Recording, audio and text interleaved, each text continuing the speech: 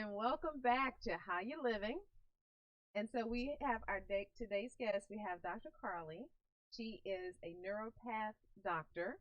And so we were just trying to get more information on exactly all the things that you do. I had no idea that you guys did so much. Absolutely, yeah. So a lot of times people think about a naturopath, they think, botanical medicine and herbs, Right. but definitely we are trained in pharmaceuticals, also trained in acupuncture, Chinese herbal medicine, Nice. hydrotherapy, physical manipulation, also minor surgery. Whoa. Really? What type of surgery would you So do? perinekia removal, or sorry, like ingrown toenail, Wow. ingrown fingernail, Right. mole removal, like aesthetic type of Yes. things, Yes. suturing, those type of things, suture removal. So now, do you try to avoid pharmaceuticals as much as possible? But it's good to know that you can Right, prescribe them when needed. exactly. Is that So your? I'm not. So in the world of naturopathic medicine, you really have a wide range Uh huh. of physicians and the way that they think and practice. Some practice very conventional and prescribe a lot of pharmaceuticals, and some are just completely anti big pharma. Everything's all natural. I believe in what's best for the patient. What Right. does the patient really need?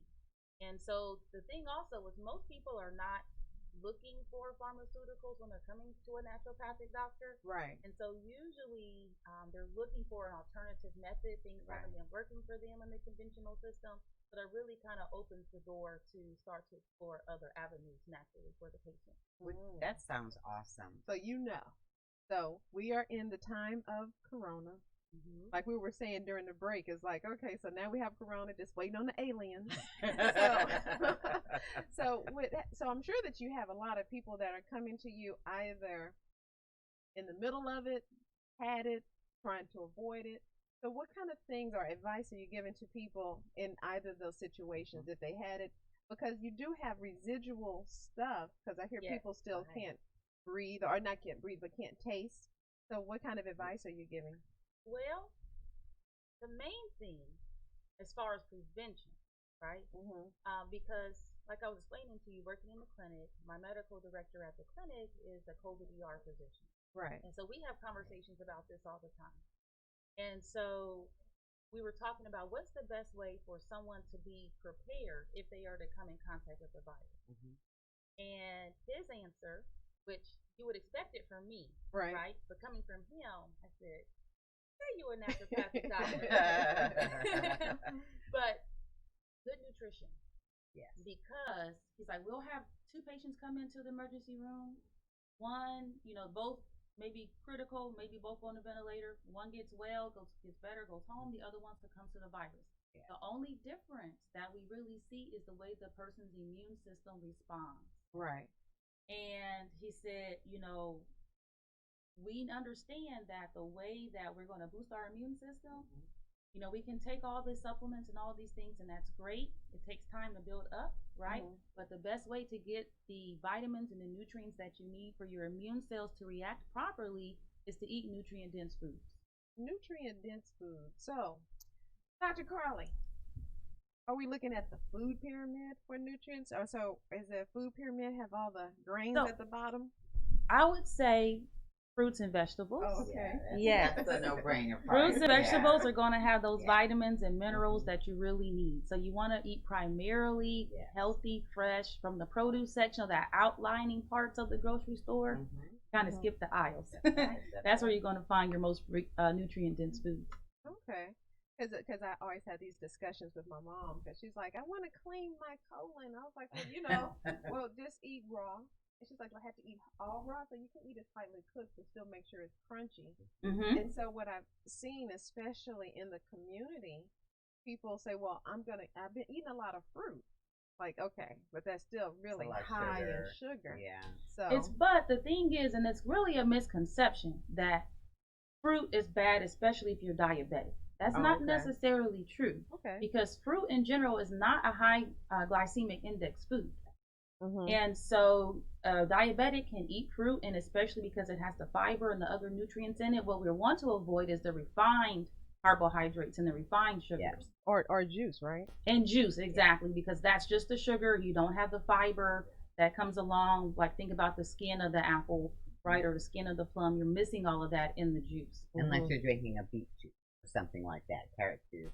Because it's well, not it's fruit. still removing the. It's going to be nutrient dense because it's going to have the fresh vitamins and nutrients, but you're removing the fiber. Right. And the fiber is very important Even as well. cold press. Even cold press, because Okay. you're taking the juice and you're removing. You're moving all the. Okay, You're you're moving moving the the chewing, substance. but The you substance, need- Right, exactly. right. The That's meat the of it. fiber. You know, and it's so funny Okay. because I tell you, I shouldn't have this pet peeve, but I do. Okay. When people go, I'm avoiding carbs. I'm like, but all the vegetables and Yeah. fruits are Mhm. carbs. They So are are. you really avoiding carbs, or you just, Avoiding refined carbohydrates. carb? So Exactly. it's like people don't even understand what a carb really is. Mhm. Ultimately, I'm sure you Exactly. hear that all the time. Absolutely. And there are Yes. good carbs. There I mean, are good obviously. carbs. Vegetables and fruit. Yeah, hello. I love the sweet potato. You know, that's Sweet a good potatoes carb. are wonderful Yeah. food. Mhm. Very low glycemic index. So what about CBD when it comes to COVID? Does that? Was really interesting. There's studies that are going on right now about cannabis and COVID. Wow. There's at least 2 different institutions that are studying cannabis for COVID, Mhm. and the reason for that is because you have when you have the lung and the person can't breathe, there's a cytokine storm. Cytokines are just like inflammatory proteins, Right. Okay. and what CBD does is it inhibits those inflammatory cytokines. Mm. And so what they're looking at is if we can really, and that's how CBD is so good for pain, because it reduces the inflammatory cytokines. You know, pain comes from inflammation. Right. And so they're looking at, because it's such a powerful anti-inflammatory, but the mechanism with the decrease in the cytokine, if we can decrease that in the COVID patient, then we can potentially eliminate that storm that happens in the lung. Interesting. So definitely looking out for the results of those studies to come through. Right. And I think they're also doing a study in Miami where people who are already using cannabis will get infected, and what is that result, right? People who already have it in their because you system. probably have lung stuff going, even scar tissue maybe that develop in your lungs. Exactly. So do they have a better response when they already have cannabis in their system, or is this something that we need to develop an actual treatment around? So there's a couple of different, we're looking at a study in treatment, and then we're looking at a study in people who are already using, and how do they respond to the virus. I have a question. So for cancer patients, and I know CBD has always been touted for cancer patients. Sure. What exactly is the advantage? Is it for pain, or is it for something else? Yes. So cannabis in general, when I say cannabis, right, so you have the umbrella of cannabis and you have 2 plants. Okay. You have hemp and you have marijuana. Okay. But they're both cannabis plants.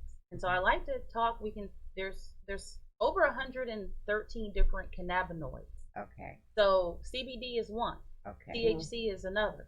Those are the 2 we talk about the most, but there's 113. Okay. And so we're starting to learn more about them. But with cancer patients, it depends. Different cannabinoids can have different kind of effects. Okay. And so, for example, THC is really appetite stimulating. And so for a cancer patient that doesn't want to eat, that can be very beneficial. But then we have the CBD that's anti-inflammatory, which is going to help a lot with the pain. Okay. THC is also very helpful for nerve pain as well. And so when you look at CBD as well, you really have 3 types of CBD. You have isolates, you have broad spectrum, and you have full spectrum. So an isolate is CBD only, okay? Which is like, for example, the FDA approved drug Epidiolex for seizures. It's only CBD. You have to have very, very high levels for it to be effective, like over 350 milligrams. Broad spectrum is all of the cannabinoids present except for THC. And the THC is what makes you loopy, right? THC is going to be the drug that is That's a the good word. cannabinoid that Yeah, has loopy's a good that, word. high, makes that high effect, right. right? But here's the thing. Even in the full spectrum that has all the cannabinoids plus the THC, you're not going to get high because legally it has to be 0.3% or less THC to sell it legally. Okay. And so that's not going to give you that brainy effect, right. That high effect. But THC also has a lot of medicinal value. It's not just that part of it. It's very sedating. So people who have insomnia problems, for example, could benefit from a full spectrum, but still not have that effect of feeling high. Okay. But some folks, especially people who literally smoke it, it can have a depressive effect on them, can it? Exactly. So here's the reason why I'm such a big advocate for regulation and legalization. Because different strains can have different effects on different people. Right. And so, for example, there's some strains that can make anxiety so much better, and there are some strains that are going to make anxiety worse. Yeah. Exactly. Yeah. And if you're just buying off of the street, you don't know what you end up running down the street naked. You know, you don't know what's in it. Because there's so many stores. You know, you drive down every store and there's someone selling everywhere. How do you know what's a good product? Well, with CBD, right, specifically, you want to be able to look at the certificate of analysis report. It's called the COA. Okay. And the certificate of analysis is going to show you the amount of the cannabinoids that are there. It's also going to show you if there's any microbes that are there. Okay. Also going to show you any solvents, because there are some companies that will use like alcohol to extract. Right. And you don't want to have that residual solvent left in the product. Okay. Is that required then? Like if someone's selling it at a storefront, do they? It's not required. It's almost like a filler. Okay, it's like a filler to say, well, hey, can I see your certificate of analysis report? Is what you need to ask. Okay. So what are the numbers we're looking for though? So I asked for it and they give it to me. I'm like, oh, okay. Well, you want to see non-detectable as far as the solvents and the microbes. You want to see non-detectable. Now, let's say you're a person, your job drug tests you, right? Because that's a big concern for a lot of people. Right. Yeah. You want to have an isolate or broad spectrum. Full spectrum is going to have that THC. I sell and full spectrum. And you'll test positive. You could potentially, even though it's less than 0.3%, because it's fat soluble, it can build up over time. And if your boss don't like you and you're not doing good at your job, and you're taking CBD every day, there you go. But if they like you, they might overlook it. Right. But if you're taking a broad spectrum, it should not have CBD. So you want to see the certificate of analysis for your broad spectrum. Okay. And you want to see 0 next to the THC to ensure that you're not taking a product that actually has THC in it. Okay. Wow. That's good to know. So do some of your patients come to you and say, hey, I got in trouble? You know? No. Hey, because I didn't pass. So with CBD helping with inflammation, does that mean any itis? Yeah. If it's bronchitis, dermatitis. If it's your thyroid, and if it affects your thyroid, possibly the CBD would help with that also. Any inflammation. Okay. It's especially arthritis. Oh, okay. That's the itis. Okay, so now what form do they take it in? Is it tablets, oil only? Well, there's a few different routes, right? So I like for people who have systemic pain, right?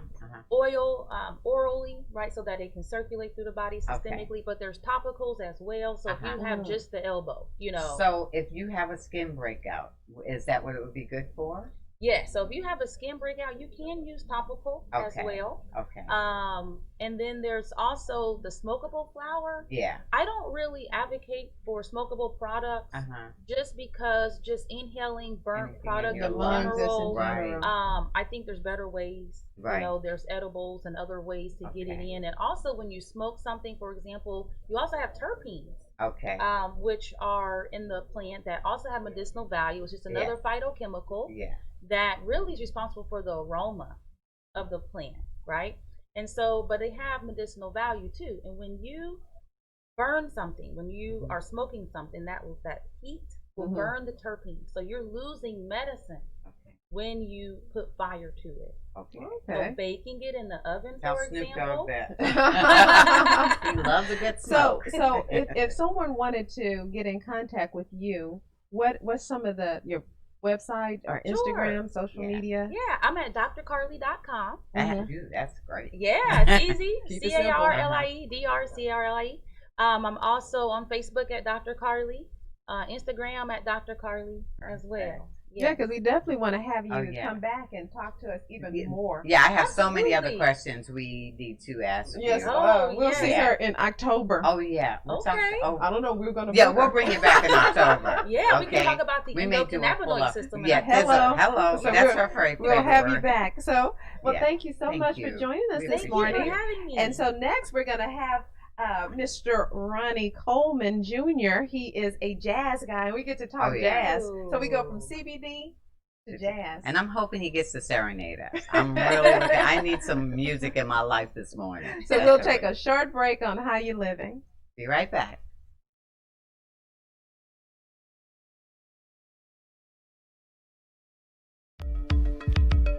Are you a small business owner concerned about the downturn in the economy? Top business leaders like Mattress Mac and Warren Buffett will tell you that now is the time to promote your business more than ever. People need your services.